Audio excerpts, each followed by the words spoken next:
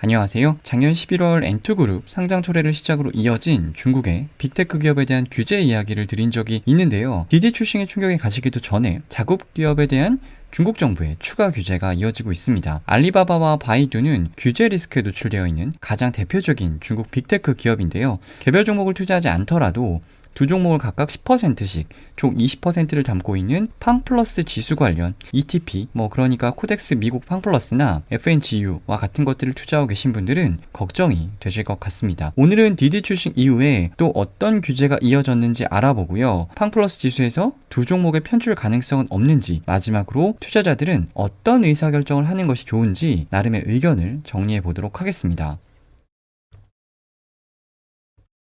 디디 출싱 사건 이후 추가적인 규제 조치만 없으면 주가가 너무 많이 빠져 있기 때문에 추가적인 주가 하락도 쉽지 않겠구나 싶었는데요. 정말 작정하고 쏟아내고 있습니다. 줄줄이 쏟아졌는데 시장에 가장 큰 충격을 줬던 날이 바로 7월 24일입니다. 이날의 사건만 간단히 좀 보고 가면 중국 온라인 음원 시장의 80%를 차지하고 있는 텐센트한테요. 갑자기 독점권을 포기하라고 요구를 합니다. 텐센트 입장에서는 이게 굉장히 당황스러울 수밖에 없는 게 텐센트가 중국 온라인 음원 시장을 70% 이상 가져가기 시작한 게 무려 2016년부터입니다. 점유율 40%의 차이나 뮤직을 인수한 게 2016년인데 무려 5년이 지난 뒤에 그때는 맞고 지금은 틀리다고 말하고 있으니까 굉장히 당황스러울 수밖에 없죠. 아래에 있는 사건은 조금 더 당황스러운데 중국 정부가 사교육을 옥죄는 움직임들은 올해 들어서 계속하고 있었습니다. 그런데 규제의 정도가 너무 강하게 나왔어요. 중국 내 빈부격차의 원인이 사교육에 있다면서 사교육을 완전히 금지를 시켜버렸습니다. 우리나라로 치면 메가스터디 같은 회사 하루아침에 그냥 문을 닫게 만들어버린 거라고 보시면 되는데, 이 사건은 중국 정부는 기본적으로 어떤 것보다 공산당의 정책 방향성이 가장 우선시 된다는 것을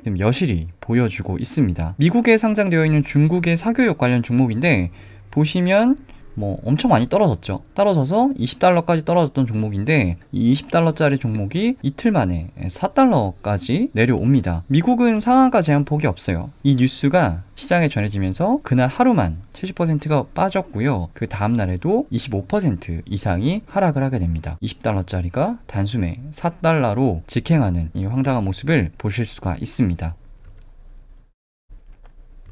투자자들이 가장 싫어하는 것이 이제 불확실성입니다. 특정 기업에 대해서 실적 추정을 잘못했다라거나 하는 등의 내가 뭔가 잘못 판단을 해서 손실을 보면 그나마 조금 덜 억울한데 회사의 본질은 달라진 게 없어요. 그런데 이런 예측할 수 없는 변수들이 갑자기 툭툭 튀어나오면서 주가가 하루아침에 10% 20%씩 빠져버리면 투자자들은 미쳐버립니다. 우리나라에도 많은 팬이 있는 아크인베스트도 사실은 중국 관련 종목들을 많이 투자하고 있는 회사였는데 JD.com이나 메이투안, 알리바바 같은 종목들 이번에 거의 다 처분한 것으로 알려져 있습니다. 캐시우드의 인터뷰를 보면 이렇게 말을 하고 있어요. 전체적으로 중국 기업들은 신뢰하기가 어렵고 그로 인해서 기업에 대한 재평가가 이루어져야 한다라고 이야기를 하고 있습니다. 이 이야기를 조금 더 풀어서 이야기를 해보면 주가는 EPS 곱하기 PER이죠. EPS는 기업이 돈을 얼마나 벌었느냐라는 거니까 시장이 재평가할 수 있는 변수는 아니고요. 바로 이 PER을 이야기하고 있는 건데 중국 빅테크 기업들이 그동안 높은 를 적용을 받았던 이유는 중국이라는 엄청난 시장을 독점을 하고 있고 그로 인해서 빠르게 사업 영역을 확장하고 있기 때문이었는데 이제는 이러한 장점들이 중국 정부의 규제 리스크로 인해서 사라지다 보니까 높은 PER을 적용할 수가 없다라는 얘기입니다. 아무튼 지금은 중국 온라인 플랫폼 기업들뿐만 아니라 미국에 상장해 있는 중국 기업들 전반적으로 굉장히 불신이 좀 확산되어 있는 그런 상황입니다. 팡플러스 지수에서 알리바바랑 바이두가 빠질 가능성에 대해서 많이들 질문을 하시는데 팡플러스 지수를 들여다보면 몇 % 이상은 꼭 중국 종목에 투자를 해야 한다, 그런 규정은 없습니다. 그래서 당연히 알리바바와 바이두 편출 가능성 있어요. 중국 종목이라서 편입되어 있는 게 아니라 팡플러스 지수가 미국에 상장되어 있는 ADR, 그러니까 미국 기업이 아닌데 미국에 상장되어 있는 기업들에도 투자를 할 수 있기 때문에 알리바바와 바이두가 좀 들어와 있는 거죠. 알리바바, 바이두 홍콩에 상장되어 있지 않나요? 이렇게 생각하시는 분도 계실 텐데 홍콩에도 있고 미국에도 있습니다. 거래소만 다를 뿐이고 같은 주식이라고 보시면 되고 주가도 비슷한 수준으로 움직입니다. 종목 수는 최소 10개로 규정을 하고 있기 때문에 알리바바와 바이두가 빠진다면 다른 2개 종목이 새로 들어와야겠죠. 중국 정부의 규제 리스크, 그로 인한 불확실성 확대를 이유로 지수 내에서 알리바바와 바이두가 빠진다면 그 자리를 또 다른 중국 ADR이 채울 가능성은 크지 않습니다. 미국 상장되어 있는 중국 ADR이 정확히 몇 개인지는 모르겠습니다만 50개는 좋게 넘어요. 정말 많죠. 그중에 시가총액 큰 종목 몇 개만 가지고 왔는데 여기 니오 정도를 제외하면 사실은 다들 규제 리스크에 잠재적으로 노출이 되어 있는 종목들입니다. 사업 내용은 조금씩 다르지만 전부 다 온라인 플랫폼을 기반으로 하고 있어요. 여기 JD.com도 마찬가지고 넷이즈나 빌리빌리 같은 종목들, 트립.com도 마찬가지고요. 니오는 중국의 테슬라라고 불리는 전기차 회사인데 상징성은 있습니다만 솔직히 아직 알리바바나 바이두에 비하면 좀 급이 많이 떨어지는 종목이라고 볼 수가 있겠습니다. 최소 10개 종목으로 가져간다라는 내용이 변경될 수도 있겠지만 종목 수를 10개에서 이보다 더 줄이게 되면 한 개 종목이 지수에서 차지하는 비중이 지금보다 높아지기 때문에 지수 자체의 안정성이 조금 떨어지겠죠. 그래서 알리바바, 바이두 이 2개 종목이 빠진다라고 하면 다른 종목이 들어오지 않을까 싶은데 참고로 지수 런칭일이 2017년인데요. 런칭 이후에 단 한 번도 종목 교체가 있었던 적은 없습니다. 알리바바와 바이두가 나간다라고 하면 그 자리를 채워줄 종목들은 정말 많습니다. 팡플러스 지수가 어떤 종목들을 편입하는지 조금 보고 가면 일단 임의소비재, 미디어 앤 커뮤니케이션 그리고 테크 섹터에 속해 있는 종목들이면 잠재적인 투자 대상이 될 수가 있고 세부적으로 들여다보면 이런 쪽 관련된 비즈니스에서 의미 있는 매출들을 만들어내고 있는 회사여야 되는데 실제로 최근에 핫한 사업들은 여기 다 들어있기 때문에 어떤 종목들이 들어와도 이상할 것이 없는 그런 상황입니다. 팡플러스 인덱스 관련 ETF에 투자를 하고 계시다면 사실 이 2 종목 때문에 스트레스를 굉장히 많이 받으시겠지만 지수를 산출하는 기관을 믿을 수밖에 없습니다. 바이두나 알리바바 편출할지 그대로 둘지, 편출을 한다면 언제가 좋을지 지수를 산출하는 기관이 의사결정을 잘 할 거라고 믿는 수밖에 없어요. 코덱스 미국 팡플러스를 비롯해서 FNGS, FNGU와 같이 이 지수를 추종하는 ETP 상품들이 한둘이 아니고 이 자금의 규모도 상당히 크기 때문에 지수가 망가지는 것 자체를 이 기관이 두고 볼 리는 없습니다. 투자자 입장에서는 바이두 알리바바 왜 안 빼냐 이렇게 불만을 느끼시기보다는 지수를 산출하는 기관에서 가장 합리적인 의사결정을 해줄 것이라고 믿는 수밖에 없습니다. 만약에 그 의사결정에 공감을 하지 못하신다면 매도하고 나가시는 것 말고는 방법이 없습니다.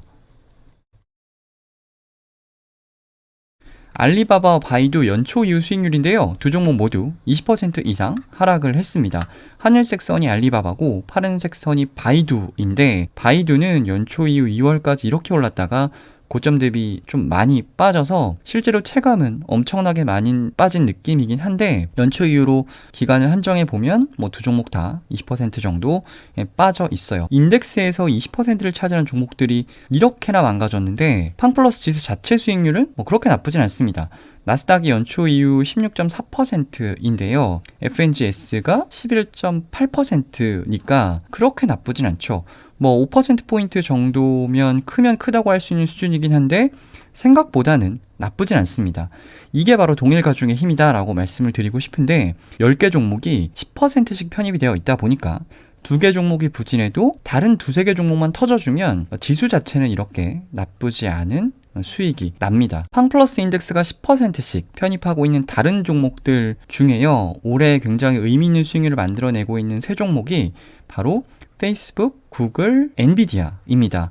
이 3 종목들의 연초 이후 차트를 보면 엄청나죠. 구글은 50%, 엔비디아는 47%, 페이스북은 34%가 올랐습니다. 올해 알리바바, 바이두 손실분을 얘들이 다 메꿔주고 있고요. 지수 자체를 좀 하드캐리하고 있는 중입니다. QQQ의 편입 종목 10개인데 나스닥 100에는요 앞에서 보여드린 3 종목의 비중이 구글 정도만 C랑 A 다 합치면 10%가 조금 안 되고 엔비디아는 3.6, 페이스북은 4% 수준밖에 안 됩니다. 이렇게 2 종목이 망가져도 나머지 10%를 차지하고 있는 종목들 3개가 터져주다 보니까 나스닥 100 대비해서 나쁘지 않은 성과를 기록을 하고 있습니다. 알리바바, 바이두 때문에 팡플러스 인덱스 ETP를 계속 가져가야 하나 싶으실 텐데요. ETF 투자는 스트레스 받으면 안 됩니다. 스트레스 받기 싫어서 개별 종목이 아니라 ETF 하는 건데 스트레스 받으시면 안 되죠. 스트레스를 받으시면 그냥 매도하는 게 좋습니다. 게다가 손절도 아니고 아마 대부분은 익절을 하셔야 되는 상황일 텐데 그렇다면 더더욱 고민할 필요가 없죠. 스트레스를 받으시면 정리하시는 게 맞다라고 생각을 합니다. 알리바바, 바이두 모두 추세적인 상승은 당분간 어렵겠지만 기술적인 반등이 나오면 세게 나오는 종목들이기 때문에 그 기술적인 반등을 활용해서 적절하게 비중을 줄여나가는 것이 좋아 보입니다. 저는 개인적으로는 팡플러스 ETP나 ETN 지금 투자하시는 분들 계시다면 이 지수 내에서요, 알리바바나 바이두를 따로 떼어내서 생각하실 필요는 없을 것 같아요. 앞에서 보여드린 것처럼 나머지 종목들이 충분히 두 종목의 부진을 커버해주고 있습니다. 지수에 투자한다라는 게 그런 거라고 저는 생각을 합니다. 편입하고 있는 모든 종목이 다 좋을 수가 없어요. 누가 부진하면 누가 성과를 더 내주고, 그래서 중요한 것은 지수 자체가 꾸준하게 우상향하는 게 가장 좋은데 팡플러스 지수는 어쨌든 지수 자체는 계속 올라가고 있지 않습니까?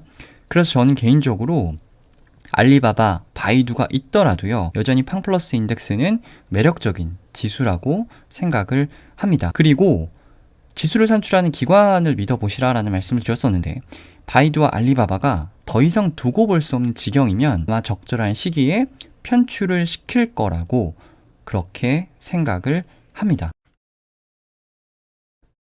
ETF 읽어주는 남자, 오늘은 여기까지입니다.